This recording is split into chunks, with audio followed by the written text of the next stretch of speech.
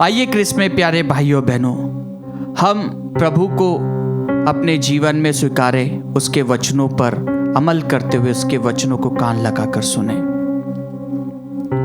संत मार्कुस के अनुसार पवित्र सुसमाचार अध्याय 3 पद संख्या 7 से लेकर 12 तक।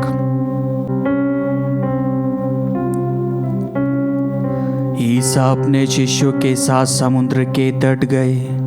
गलीलिया का एक विशाल जनसमूह उनके पीछे पीछे हो लिया। यहूदिया, यरूशलेम, इमुदिया, यरदन के उस पार और तिरुस तथा सिदोम के आसपास से भी बहुत से लोग उनके पास इकट्ठे हो गए, क्योंकि उन्होंने उनके कार्यों की चर्चा सुनी थी।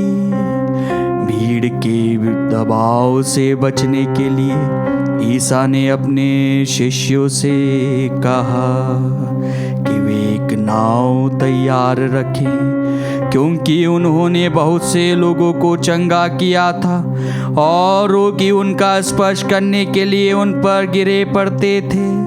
अशुद्ध आत्मा ईसा को देखते ही दंडवत करते और चिल्लाते थे, आप ईश्वर के पुत्र हैं।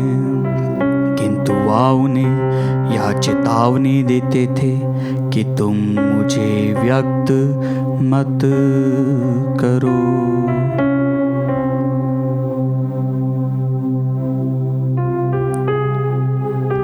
प्रभु का सुसमाचार। क्रिस्त में मेरे प्यारे भाइयों बहनों, आज हम संत मार्कुस के रचित सुसमाचार अध्याय 3 पद संख्या 7 से लेकर 12 को सुनते हैं। प्रभु का वचन जब हम संत मार्कुस के अनुसार रचित सुसमाचार में पाते हैं तो सर्वप्रथम प्रभु को कौन पहचानता है? अकॉर्डिंग टू सेंट मार्क, क्योंकि कहा जाता है संत मार्कुस ने सबसे पहले सुसमाचार की घोषणा करते हुए सुसमाचार लिखा और उस समय उन्होंने प्रभु यीशु के विषय में जो सुना था वह उन्होंने अपने लेख के द्वारा लिखा। और सबसे पहला सुसमाचार संत मार्कुस का है।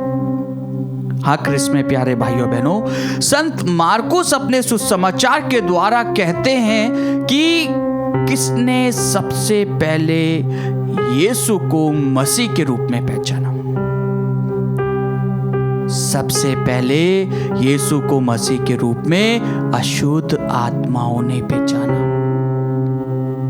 जब हम देखते हैं कि प्रभु इन आत्माओं को क्यों कहते हैं कि तुम मेरे विषय में व्यक्त मत करो। हाँ क्रिस्त में प्यारे भाइयों बहनों, ये बहुत ही प्रमुख प्रश्न है जो अक्सर हम सोचते होंगे कि प्रभु के नाम का तो प्रचार हो रहा है, लेकिन प्रभु उन आत्माओं को, उन अशुद्ध आत्माओं को क्यों मना करते हैं?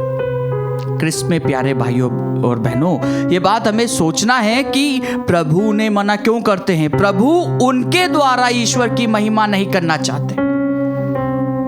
प्रभु उनके द्वारा जो वो कर रहे हैं वह ईश्वर के सानिध्य के द्वारा नहीं, बल्कि वह ईश्वर के विरुद्ध करते हुए वह ईश्वर का बखान कर रहे हैं। वो ईश्वर की महिमा नहीं कर रहे हैं। वो ईश्वर के नाम को दुरुस्त करने के लिए, उसको ध्वस्त करने के लिए वह इस कार्य को करते हैं। जिस प्रकार डेविल लूसीफर हमेशा यही कोशिश करता है, शैतान यही कोशिश करता है कि कैसे भी करके ईश्वर के कार्य को रोका जाए। आपस में फूट डालकर वह कैसे भी करके ईश्वरीय कार्य को रोकने के लिए प्रयत्न करता है। और प्रभु ये नहीं चाहते, क्योंकि प्रभु प्रेम, शांति, दया मनुष्य को देना चाहता है। इसलिए प्रभु इस धरा पर मनुष्य बनकर आया। हाँ क्रिस्त में प्यारे भाइयों बहनों, प्रभु इस धरा पर मनुष्य शरीर धारण करके आया। वो चाहता तो उसके पास में भी स्वर्ग की ताकत होती,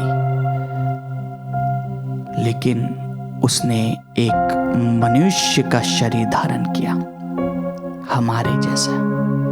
उसके ऊपर दोष लगाए गए, उसके ऊपर थूका गया, उसको मारा गया, लेकिन फिर भी वह डगमगाया नहीं। हाँ क्रिस्त में प्यारे भाइयों बहनों, आज जब हम उस प्रभु के वचनों को सुनते हैं, ईश्वर के वचन को सुनते हैं, तो क्या हमारा विश्वास ईश्वर में मजबूत है? क्या हम उसकी आत्मा से प्रेरित होकर प्रभु को हमारा मुक्तिदाता, ईश्वर का पुत्र स्वीकार करने के लिए तैयार है? आइए क्रिस्त में प्यारे भाइयों बहनों, इस नित्य आराधना के माध्यम से जब हम प्रभु के सामने बैठे हैं, इस रोटी में उपस्थित प्रभु यीशु के सामने बैठे हैं, तो हम पहचाने कि वह प्रभु कौन है। उसकी आत्मा से जब हम प्रेरित होंगे तो हम उस प्रभु को ग्रहण करेंगे।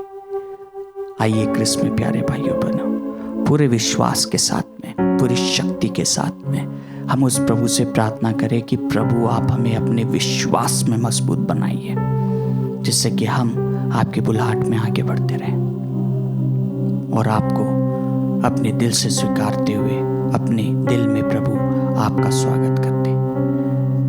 स्वागत करते रहें और औरों को प्रभु आपकी आशीष, आपका प्रेम, आपकी करुणा, आपकी दया दे सकें। आइए हम पूरे विश्वास के साथ में प्रभु को धन्यवाद दें एवं प्रभु से प्रार्थना करते हुए अपना सर्वस्व इस रोटी के रूप में उपस्थित प्रभु यीशु के सामने रखें।